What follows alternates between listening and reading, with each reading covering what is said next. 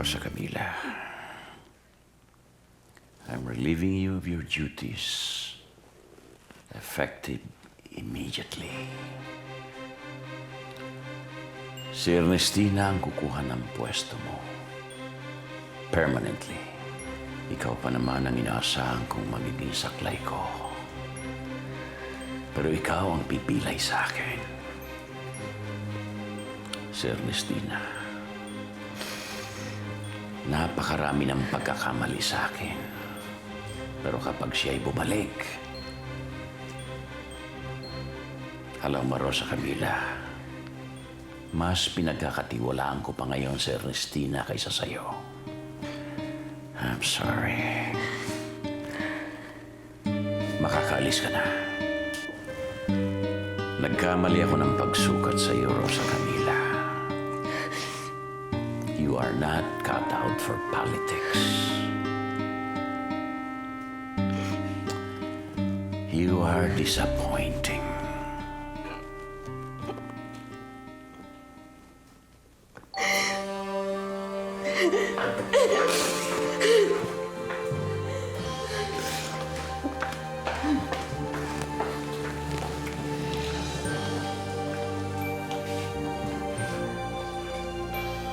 Ano, Iluminada? Masaya ka na ba? Nawala na sa poder ko si Rosa Camila. Aba, Leandro, ikaw ang may kagustuhan yan. Wala akong sinabi sa iyong ganyan. But Daddy, kailangan pa natin si Rosa Camila. Marami pa siyang kailangan trabahuhin. Yung pagkakakuha niya kay Mr. Capili, he's a very important ally. Bakit? Hindi mo ba magagawa ito? Yeah, but personally, duda po ako kay Mr. Capili. Iniwan kayo dati sa partido, ginamit lang kayo, tapos ngayon babalik ulit. So ngayon, nagdadalawang isip tuloy ako kung totoo nga ba itong confidential report galing kay Rosa Camila na gusto bumalik ni Mr. Capili sa partido natin. Set up a meeting with Mr. Capili. Okay, but before that, nabasa niyo na po ba yung newspaper? May connection po tayo sa press na nagtimbre na may lalabas na ganitong article. So, kinausap ko talaga kaagad yung editor. I was trying to convince him na sana wag na lang ilabas at all yung article. Pero hindi pumayag eh. But at least, hindi niya nilagay sa front page. I was able to convince him na page 2 na lang. Let me see that.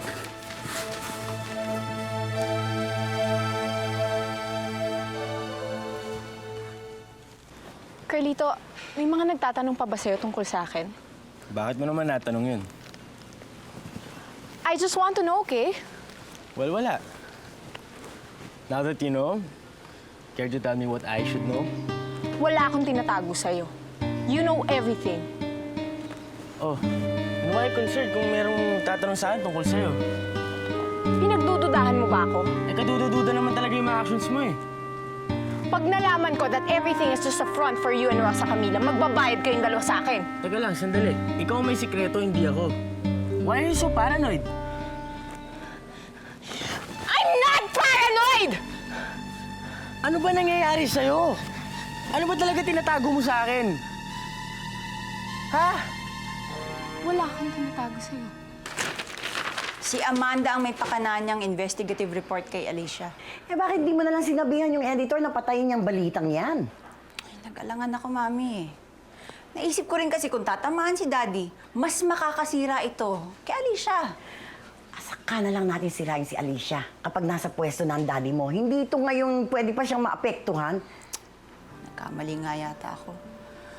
Mami, wag na natin kaya ituloy, Mami, ang gabi. Yung kina Dindo at Emil. Kasi parang feeling ko baka hindi kaya tayo ang sasabit dito. Ay, nako. Ang sabi ni Alberto, kung merong mang sasabit dito, si Alicia yon. Hindi naman pwede magsalita si Emil at Dindo sa mga pulis dahil natatakot sila. Eh si Alberto naman ang may hawak dun sa mga pulis na gagawa niyan, eh di pwede nang patahimikin. Nasa si Dindo? May lakad sila ni Emil. pwede ba pagsabihan mo naman yung asawa mo? Huwag sumasama dun sa driver na yon. Baka mamaya kung anong ginagawa nila, mapeste pa siya. Eh, mabuti na rin yun kaysa ako yung napepeste dito. Teka, saan ka pupunta? Maghanap ng gulo ko.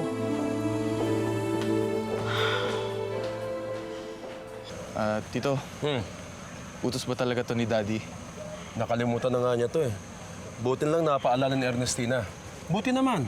Kundi baka pati tayo malintikan. Palagi mainit ang ulo nun eh. Oh, yun na yata siya. Pare, may bukas pa bang bangko ngayon? Dideposito ko sana to eh. Ako na magdedeposito niyan. Sige na.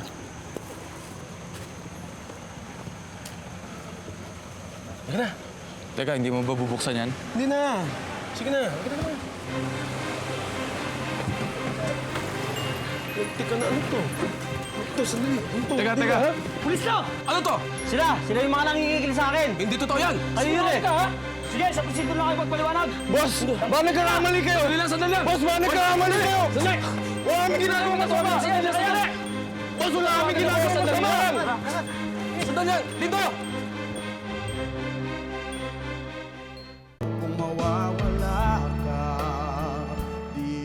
Namin siya. Sige ho. Dito, Bibor. Kunin ka na ng mami mo.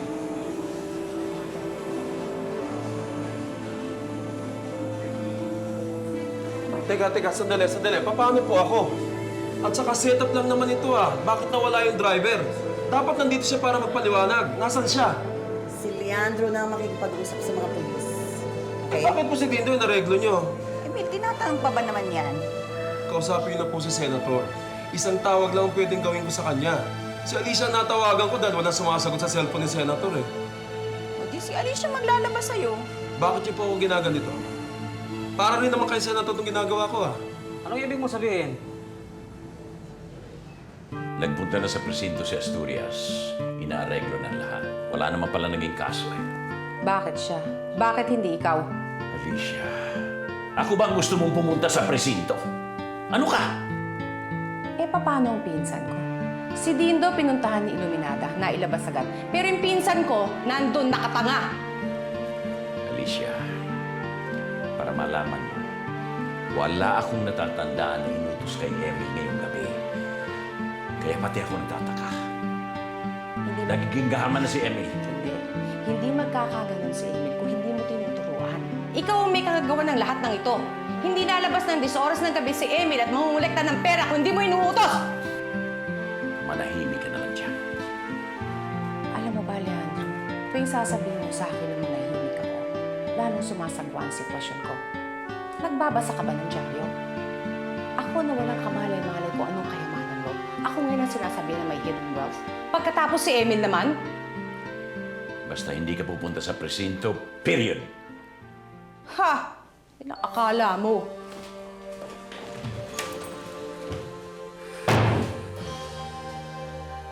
Ba, pwede mo sabihin yung anak natin na huwag mo na masyado magkwento tungkol doon sa bakasyon natin. Ayaw kasi namin malaman ni Phoebe eh. Bakit hindi mo sinabi kay Phoebe? Akala ko ba sasabihin mo? Paranoid na siya, sis. Tungkol sa sikreto niya, ayaw ko na dagdagan yung worries niya. Paano nga pala yung kaso niya? So isang araw pa yung kausap namin. Alam mo, kinakabahan ako doon sa sikretong yun. Baka kasi hindi ko makayanan yung malalaman ko. Wala ka bang kutob kung tungkol saan yun? Wala nga eh. Kaya nga mas kinakabahan ako. Huwag ka na lang masyadong mag-isip. Sa bagay, ikaw pa ito nasabihan ko, ikaw nga itong maraming problema. Nabasa ko yung sulat dun kay Tita Alicia. You know, I smell entrapment here, Chief. Hindi naman po sa ganun, attorney. Kaya lang ayaw magsalita. Oh, ganun pala eh.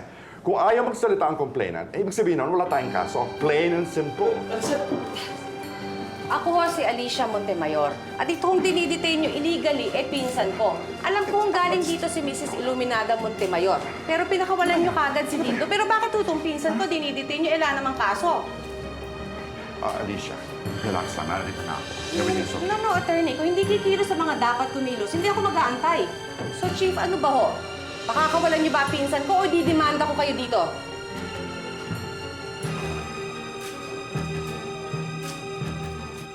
Nasa dyaryo ka na nga. Dinagdagan mo pa ang gatong sa pagpunta mo sa presinto kagabi. Lahat na lang ng interview ko ay puro pagtatanggol sa inyo. Ngayon, ito sa enemy naman. Kung hindi ko ginawa yun, mabubulok si Emil lang kahintay sa'yo. At dapat lang naman na ikaw humarap sa dyaryo dahil ikaw nakakalam ng katotohanan na wala kaming hidden wealth. Pero ando na si Asturias kagabi. Nagmatigas ka pa rin. Dahil hindi ko na alam kung ano at sino ang pagkakatiwalaan ko dyan sa bahay ninyo. Lalo na ngayon pinaalis mo si Rosa Camila. Emil, ba't di mo sabihin kay Leandro yung sinasabi mong feeling mo parang setup yung kagabi? Totoo po yung Senator. Si Ma'am Ernestina pa ang nagpaalala kay Dindo na may lakad kami kagabi. Saka di ko lang po sinasabi sa inyo, nilapitan na ako ni Ma'am Ernestina tungkol sa mga ganitong lakad eh. Umayaw lang po ako. Saka di ko po alam pa paano niya nalaman na yung mga pinag-uutos niya sa akin. Hindi ba ikaw na rin ang may sabi, hindi mo alam yung lakad kagabi? Ngayon nadamay ang pinsan ko, pinag-iinitan naman ang anak mo. Nakakalimutan ko lang, Alicia. Alam mo naman na may sakit akong kalimot. Dapat, nagtanong ka muna sa akin, Emily. Totoo naman na may mga sarili kang diskarte noon, di ba? Kaya mula ngayon, huwag mo na isasama si Emil dyan sa mga pinapagawa mo. Talagang hindi na. Kahit driver, hindi ko na siya kukunin. Rosa Camila, pasensya na. Sabi ko busy ka pero nagpumilit siya pumasok. Okay lang. Ano bang sadya mo dito? Anong sadya ni Carlito dito kahapon?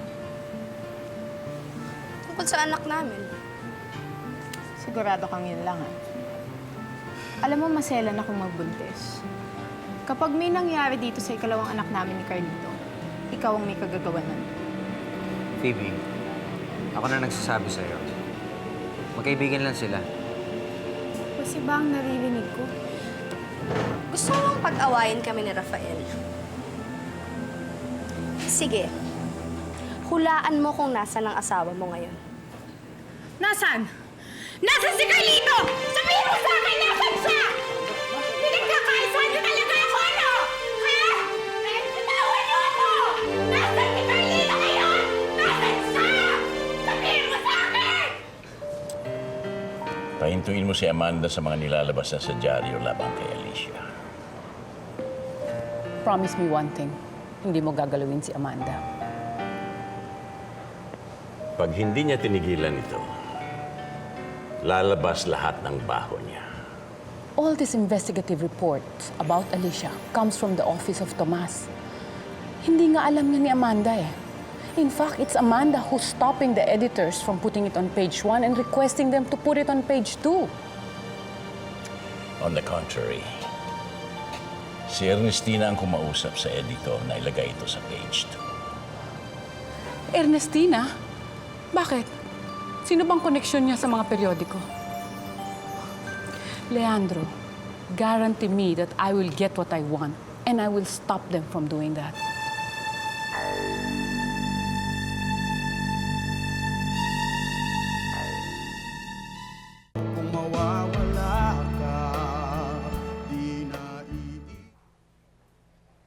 Carlito! Carlito! Carlito! Phoebe! Guada! Nasaan si Carlito? Hindi ko umalis. Ano ba nangyayari sa'yo? May kumakausap pa rin ba sa kanya tungkol sa akin? Wala akong alam, Phoebe. Pwede ba? Ano ba nangyayari sa'yo? Sinugod ako ni Rosa Camila. Inaagaw niyo sa akin si Carlito. Sila yung may pakana ng mga kumakalat ng chismis tungkol sa akin. Guada, naniniwala ka sa akin, di ba? Nasaan si Carlito? Itinatago mo na rin ba siya sa akin? Ano ba nangyayari sa'yo? Hindi ko tinatago siya kapatid ko. Ano ka ba? Umalis si Carlito. Inutusan kasi siya ni Lola para kausapin ng partido. Ano ba? You're lying! Then ask her yourself. Iba talagang dating ni Phoebe kanina. Parang nasisiraan ng bait. Carlito, mag-ingat ka. Nag-iingat naman ako eh. Mas kinakabahan ako sa pwede mangyari. O pwede nga gawin kay Lola o sa anak namin. Kailan niyo ba makakausap yung tao para malaman niyo na yung mga impormasyon na yan? Bukas.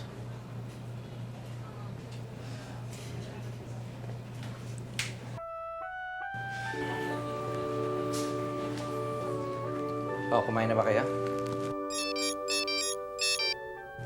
Guada. Kadarating lang ni Phoebe, umalis na naman. Ha? Saan nagpunta? I have no idea. Carlito, hanapin mo nga yung asawa mo. Teka, nasan ka ba? Andito sa restaurant nila Rosa Camila. Diyos ko naman, Carlito. Ano ka ba naman? May problema ka na nga sa asawa mo. Nandiyan ka pa rin sa babaeng yan. Umalis ka nga dyan. Gawin mo responsibilidad mo sa asawa mo. Ano pa nangyayari sa inyo? Ang aga-aga para kayong namatayan.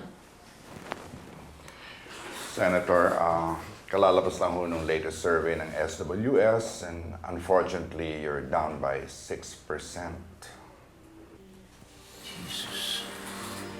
Malaki po kasi talaga naging epekto ng reportage kay Tita Alicia.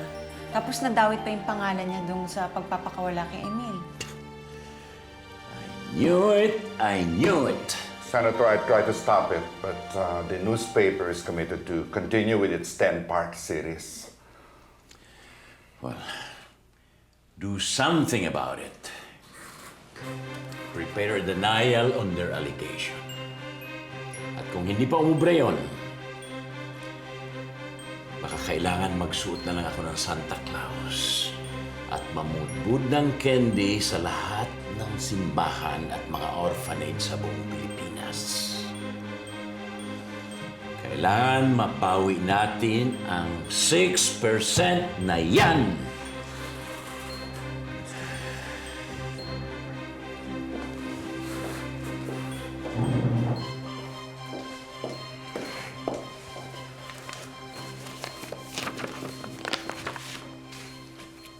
Asturias, mula ngayon,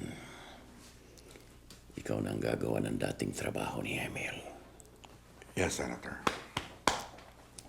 Nasaan si Totoy? Hindi po namin alam. Pagtaas namin ibigay yung party niya, umalis na siya papunta Cebu. Sigurado kayo dyan? Wala siya sa Maynila? Opo. Wala nang makapagsalita sa asawa ninyo.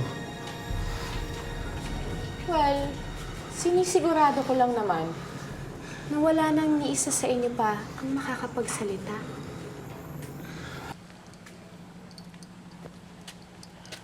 Totoy, ito si Carlito Valiente. Siya ang asawa ni Phoebe. Dala niyo na ba ang pera?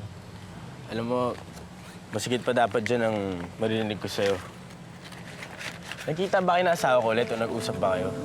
Kasi hindi pa siya umuwi hanggang ngayon. Hindi pa. Tsaka hindi na ako makikipagkita sa asawa mo. Tayo na nga magkausap, di ba?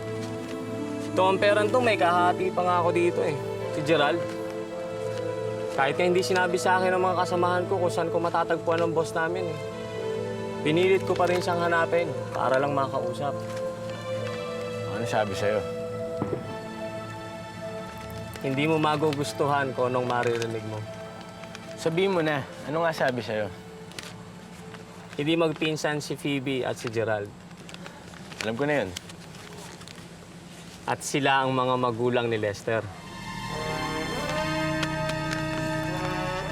Hindi ikaw ang ama.